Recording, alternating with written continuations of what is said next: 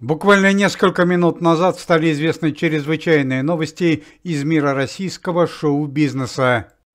Сотрудники антикоррупционного комитета по роду своей профессиональной деятельности почти каждый день участвуют в чрезвычайных проверках, подвергают свою жизнь опасности и стоят на страже порядка и справедливости. На этот раз чрезвычайное событие произошло во время авиаперелета Москва-Владивосток.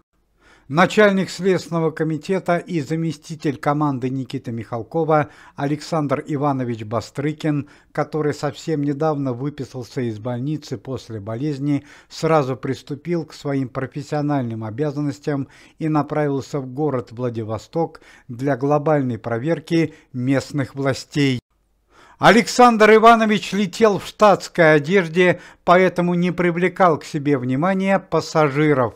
Однако чрезвычайное событие, которое произошло на борту самолета, заставило Александра Ивановича перейти к крайним мерам.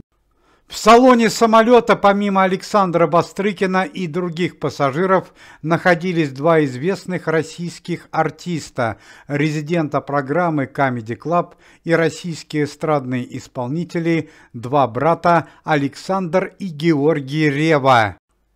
Если Александр Ревва спал во время полета, то его родной брат Георгий Ревва, который является российским певцом, вел себя крайне странно и неадекватно.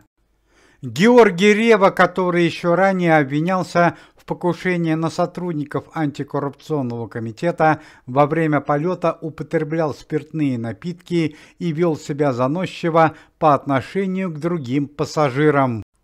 Последней каплей терпения для Александра Ивановича Бастрыкина стал тот факт, что брат Александра Реввы, Георгий Ревва, оттолкнул от себя стюардессу и попытался открыть дверь самолета, чтобы неизбежно привело к трагедии для всех пассажиров. В данном случае начальнику Следственного комитета, так как он находился в нескольких метрах от чрезвычайного происшествия, а счет шел на секунды, ничего не оставалось, как применить табельное оружие. Георгий Ревва погиб на месте от полученных ранений. Сразу после чрезвычайного происшествия самолет совершил вынужденную посадку. Однако все остальные пассажиры и члены экипажа были спасены благодаря действиям товарища Бастрыкина. Александр Иванович Бастрыкин работает в антикоррупционном комитете уже третий месяц. К слову сказать, что совсем недавно в жизни начальника Следственного комитета Российской Федерации произошла семейная драма. Погиб младший сын Александра Ивановича и его супруга. Ну а теперь к другим новостям. Сотрудники антикоррупционного комитета Никита Михалков и Петр Чернышов потребовали возбуждения нового уголовного дела против дочери актрисы Анастасии Заворотнюк Анны Заворотнюк.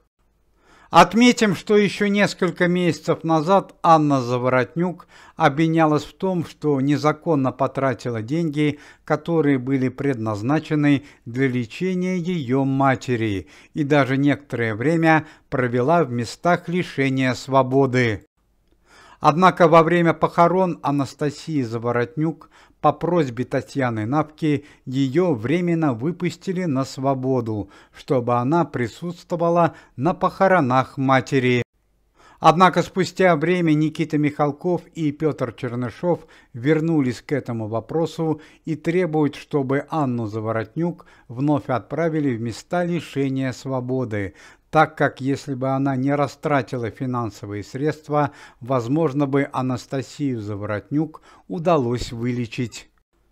Несколько месяцев назад наш канал рассказывал о трагической судьбе известного российского актера Сергея Бодрова-младшего, который пропал в 2002 году в Кармаданском ущелье 22 года назад.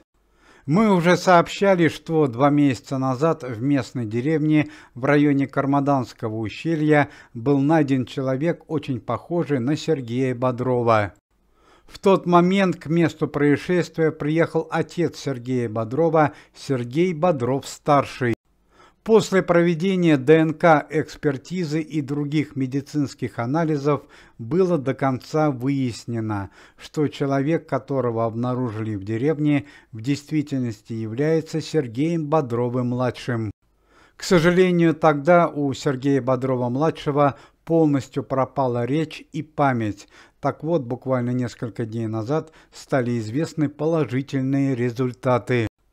К Сергею Бодрову-младшему вернулась речь, однако память восстановлена еще не окончательно. Он помнит свою жизнь и творческую карьеру до 2002 года, однако все произошедшее после он уже не помнит. Появилась обнадеживающая информация, что Сергея Бодрова-младшего в скором времени привезут в Москву для продолжения лечения и восстановления памяти. Уважаемые зрители, если вы желаете выздоровления членам комитета и поддерживаете их деятельность, то можете поставить лайк под видео и написать поддерживающий комментарий.